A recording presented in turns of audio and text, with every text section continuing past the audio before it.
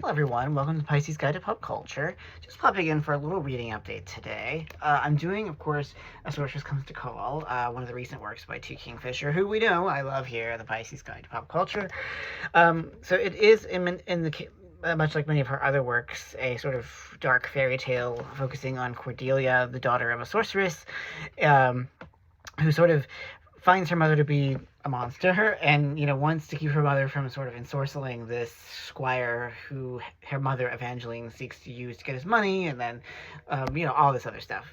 The other major character is the squire's sister Hester, who kind of conspires with Cordelia to try to stop her mother. So that's the sort of plot summary. I'm about like 100 and some odd pages from the end. I have to say that this is a terrific book. I love T. Kingfisher's ability to really just kind of grapple with some pretty big issues. And, a mother and daughter is always a very fraught territory, but it's also fairy tale territory. And, I had a post a few days ago about the sort of dark fairy tale magic that I think T. Kingfisher is really adept at capturing. And we see that very much in evidence in this book, too. Cordelia is, a sort of mousy character, but understandably so, given the enormous power her mother has and her mother's power to sort of make her do what she wants her to do. And, the setting is ambiguous. It's kind of English, but also kind of not. So, there's a lot to really recommend this book. And I really kind of just love getting to spend time with Kingfisher's characters and also these worlds that she creates, where things have their own kind of logic. She doesn't necessarily need to spend pages upon pages giving us the social and, all the other things we normally associate with world building, but somehow she makes her worlds feel very rich and very real without necessarily getting bogged down in a lot of superfluous detail. And that's a really hard thing for a writer, particularly a writer of fantasy, to accomplish, and so I really give her a lot of credit for that skill.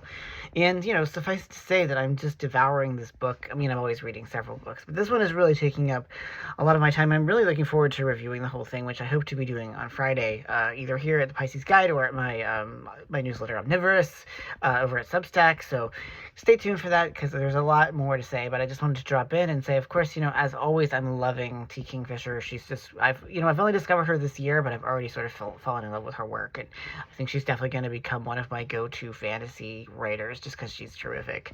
And there's always a little bit of horror in there too, and I think that adds a nice little thrill to the fantasy that I think is very true to fairy tales logic, but also just very entertaining to read. So far, this book does get the Pisces Guide to Pop Culture seal of approval. It's a terrific read.